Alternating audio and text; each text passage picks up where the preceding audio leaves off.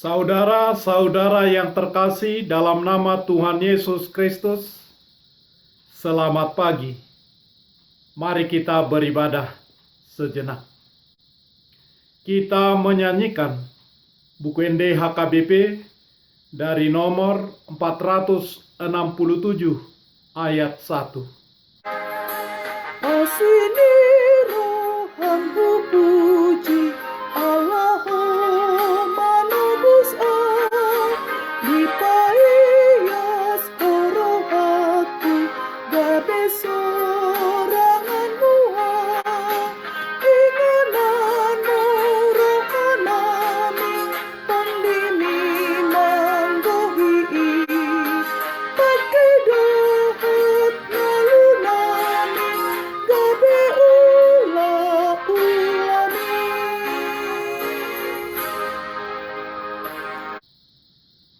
Kasih karunia dan damai sejahtera dari Allah Bapa dan dari Kristus Yesus Tuhan menyertai saudara-saudara. Amin. Saudara-saudara yang terkasih, firman Tuhan, renungan harian Jumat 26 Februari 2021 dari kitab Injil Lukas pasal 6 ayat 27 sampai ayat 28 mengatakan, "Tetapi kepada kamu yang mendengarkan aku berkata, kasihilah musuhmu, berbuatlah baik kepada orang yang membenci kamu, mintalah berkat bagi orang yang mengutuk kamu, berdoalah bagi orang yang mencaci kamu." Dalam bahasa Batak Toba mengatakan, "Alai hudok ma tuhamuna namanangi, haholongi hamuma musumuna, nadenggan ma bahek kamu tu namak kosomi hamu, pasu-pasu hamuma akka nama burai hamu, tangyak kon hamuma akka nama ngasupi hamu." Demikian firman Tuhan. Saudara-saudara, kisah seorang petani miskin yang memiliki beberapa petak sawah dan berbarengan dengan sawahnya milik seorang petani kaya di tempat itu. Setiap pagi, petani miskin harus memompa air dari aliran air di bawah pematang sawahnya untuk mengairi sawah tersebut. Setelah petani miskin mengairi semua petak sawahnya, dia kembali ke rumahnya. Kemudian kesempatan itu digunakan si petani kaya untuk mengalirkan air dari petak sawah si petani miskin ke petak sawahnya. Dia tidak perlu berlelah-lelah untuk memompa air dari aliran air di bawah pematang sawah mereka. Cukup mengalirkan saja dari petak sawah si petani miskin tersebut. Kejadian tersebut berlangsung lama dan membuat si petani miskin mulai tidak betah. Dia berdoa, "Ya Tuhan, jika kejadian ini berlanjut, saya tidak akan mendapatkan padi, tidak akan mendapatkan beras, atau mungkin akan kehilangan sawah tersebut. Apa yang bisa saya lakukan?" Lalu Tuhan menjawab si petani miskin dengan meletakkan pemikiran kepadanya. Lalu pada hari-hari berikutnya, Si petani miskin bangun lebih awal. Dia pergi ke sawah dan memompa air dari aliran air bendungan. Kemudian dia lebih dahulu mengairi petak sawah si petani kaya, lalu mengairi petak sawahnya sendiri. Lalu hasilnya, baik sawah si petani miskin dan sawah si petani kaya menjadi produktif, mendapatkan hasil yang memuaskan. Lalu tergeraklah hati si petani kaya atas kebaikan, kesabaran, dan kualitas hidup si petani miskin tersebut. Akhirnya mereka berteman. Saudara-saudara, satu hal yang disayangkan dalam hidup ini, bahwa ada beberapa orang yang selalu membenci kita. Bahkan kita sudah berusaha sebaik mungkin untuk berbaik hati atau berteman dengan dia.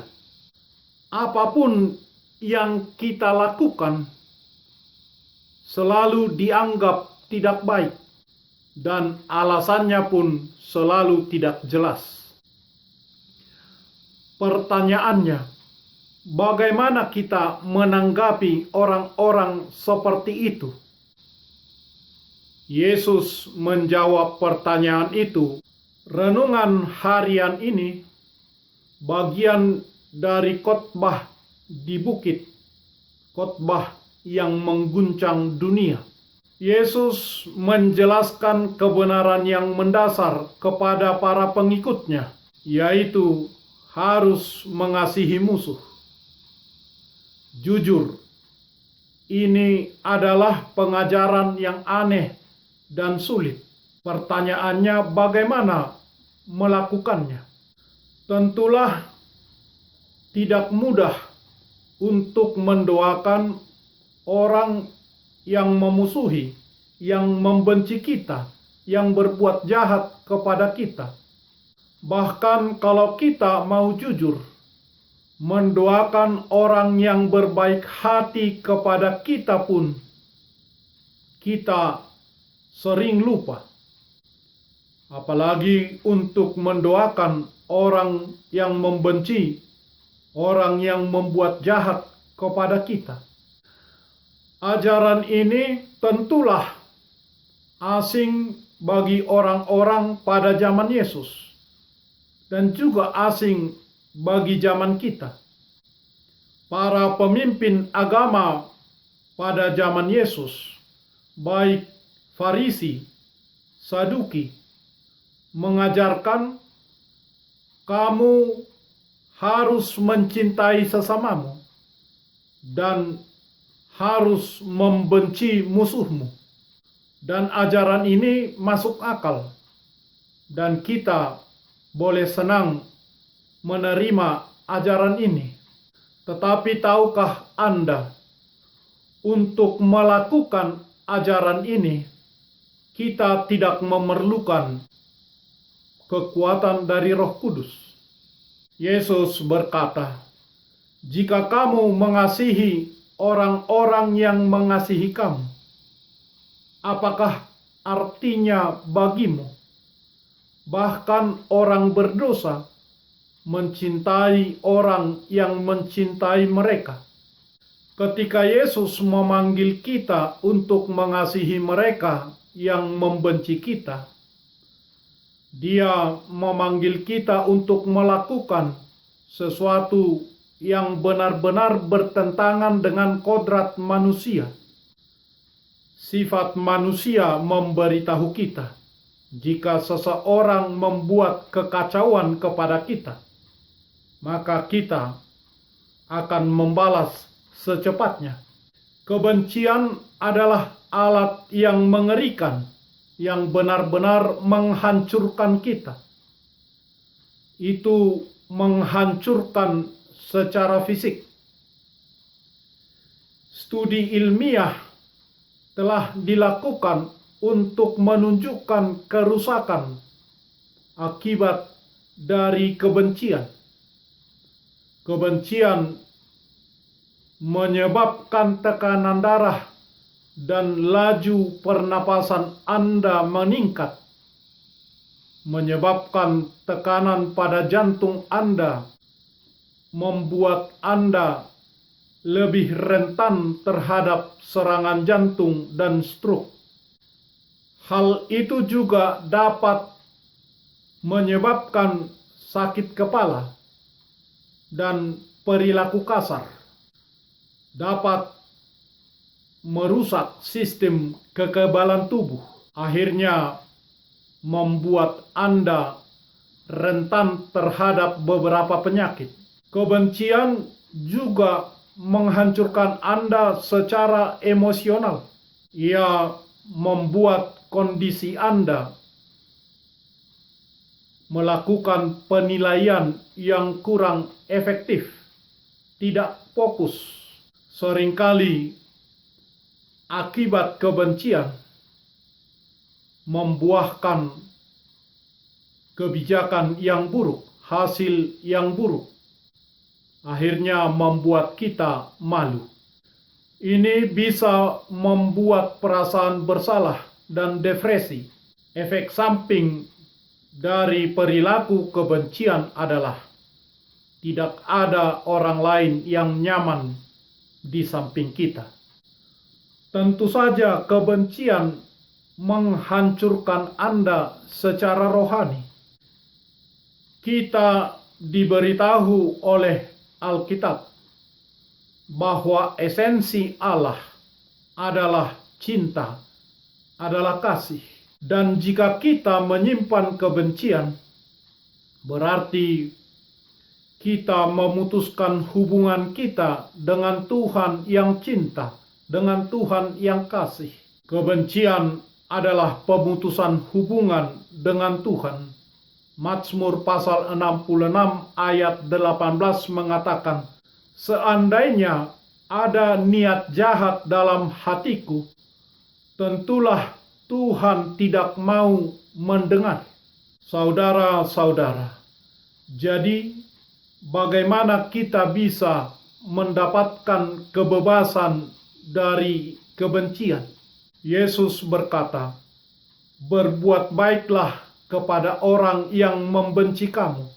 Kebaikan dan cinta mengubah orang."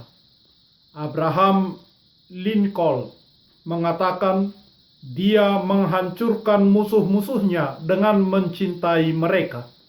Saudara-saudara, berapa banyak musuh yang sudah Anda hancurkan dengan cara seperti itu? Dengan mencintai musuh Anda adalah cara yang kuat untuk menunjukkan bahwa Anda mencintai Yesus. Amin. Marilah kita berdoa. Ya Tuhan Allah Bapa kami yang di surga, sumber terang, sumber segala anugerah yang maha sempurna. Kami bersyukur karena Engkau menyatakan kasih dan pengasihan-Mu dalam anak-Mu Tuhan Yesus Kristus, menjadi manusia untuk menyelamatkan dan menebus kami. Engkau tidak mengingini kematian orang berdosa. Pertobatannya lah yang Engkau rindukan supaya dia hidup. Sebab itu kami memohon kepadamu, kasihilah kami, ampunilah dosa kami dan hidup oleh karena kasih setiamu. Kuatkanlah kami, supaya kami sanggup memulai satu kehidupan yang baru, mengasihi, mengampuni, seperti Yesus Kristus Tuhan kami. Amin. Marilah kita menyanyikan buku nyanyian HKBP dari nomor 467 ayat 1. Ku memuji anugerah-Mu yang Tuhan telah menebusku, dan sucikanlah hatiku, rumah kediaman-Mu. Tinggallah dalam hatiku, Roh-Mu memenuhiku. Pergunakanlah hidupku untuk melayani-Mu.